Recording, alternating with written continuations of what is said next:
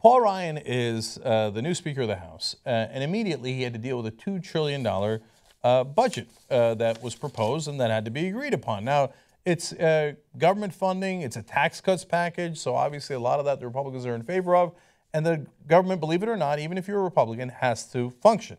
You can't just shut the whole thing down. But the right wing doesn't agree. They believe that you can shut it down, you can shut it down nearly indefinitely, you never have to make a budget deal. You can get 100% of what you want, and the other side should get 0% of what they want, and they live in that world. So they wanted Paul Ryan, kind of, to be Speaker of the House, and then immediately, as soon as he's Speaker of the House and does the duties of that profession and that position, they say, that's it, Paul Ryan, turns out he's a traitor. So let me quote them so you're clear. Breitbart, a conservative magazine, writes, Paul Ryan betrays America. Mark Levin says that Paul Ryan is, quote, already a disaster. Or he probably said, already a disaster. Laura Ingraham says that the omnibus bill was an omni-bust. They're so clever on the right. And then she said that Paul Ryan was regarded as a declared enemy of the base. And then Rush Limbaugh, of course, weighed in and said the GOP, obviously is led by Paul Ryan in this case, sold the country down the river. But that's all warm-up to my favorite attack against Paul Ryan. Many critics on Twitter were saying that he has, quote, a Muslim beard. That's only phenomenal. So let's take a look at that Muslim beard. I don't know if that's really Muslim enough. Let's go a little darker. Ooh, kind of getting Muslim on that one. Eddie Munster has a Muslim beard. Okay. By the way, they're not made up. Real tweets here. Dan Galvin, quote, is Ryan turning Muslim? Check out the beard. What does that mean, turning Muslim? Okay. I've told this story many times before on the Young Turks, in the post games for the members, at different times on the live show, about how I once dated a girl who was a little crazy, and she kept saying, I don't get it. You say you're Muslim, but you don't have a beard. I'm like, yeah, let's just have sex. Like, I'm not Muslim, and not all Muslims have a beard. Okay, and not all people who have a beard are Muslim. Okay, more from the geniuses in the right wing. Paul Ryan looking more Muslim every day with the nasty beard. What the hell's wrong with him? And one more, Vernon Crawford writes in, we do not need another Muslim in the Senate. Ryan grows beard to show solidarity with Muslims. No, he didn't. And he's not in the Senate. Bunch of geniuses over there. See, he's the Speaker of the House. Oh, okay. So we go back to the Hill to talk about substance here.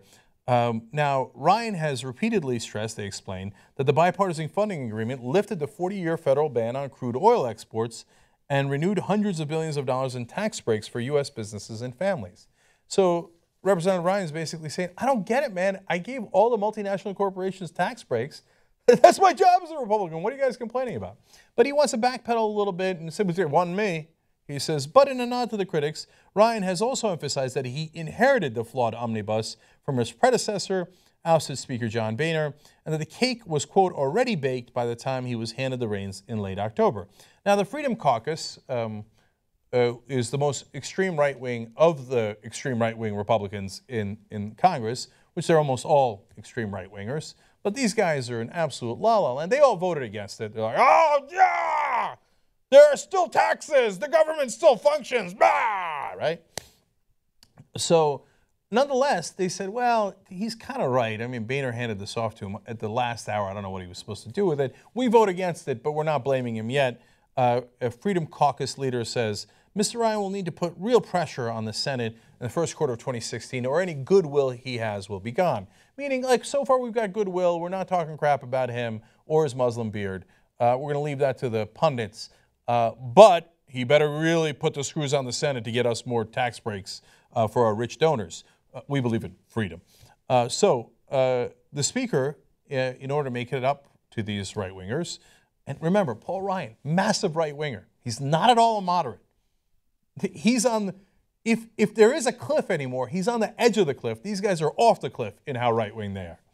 The Speaker has pledged to immediately hold a vote to repeal Obamacare using the reconciliation tool once Congress reconvenes. The legislation will include a provision that halts federal funding of Planned Parenthood, a top conservative priority that was scrapped during the omnibus negotiations.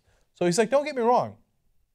I'm just as stupid and crazy as you guys are, but let's try to repeal Obamacare for the 43rd time. And I swear I'm underestimating. I know they did 42 a couple of years ago. They're probably way past that by now. Yeah, I think we're going to get them this time. I think the president will go, oh no, the House Republicans voted against Obamacare again.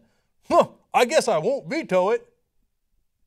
Even if you got the Senate, obviously the president's going to veto it. They just play these stupid little games to make themselves feel happier so that Rush Limbaugh can pat him on the head or the butt or wherever he pats them. Go, okay, way to be a conservative. Let's vote against Obamacare. We'll show them this time. But these are the same knuckleheads who believe in waterboarding, right? They've waterboarded Khalid Sheikh Mohammed 183 times. If it worked, why didn't it work the first 182 times? If repealing Obamacare was going to work, why didn't it work the first 42 times? And for good measure, pro-life, Planned Parenthood, delivering services to women, against that. What are you talking about, war on women? Let's cut off all the funding that would help them. And abortion is only 3% of what they do. I don't care. They don't spend any federal money towards it. I don't care. Those are facts. Facts are annoying things. Let's go kill Planned Parenthood. Paul Ryan agrees to all of that, but still not good enough. Finally, a little warning from that Freedom Caucus leader that was talking to The Hill anonymously.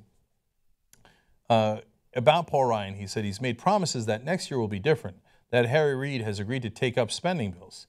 If those things don't materialize, then the honeymoon is completely over.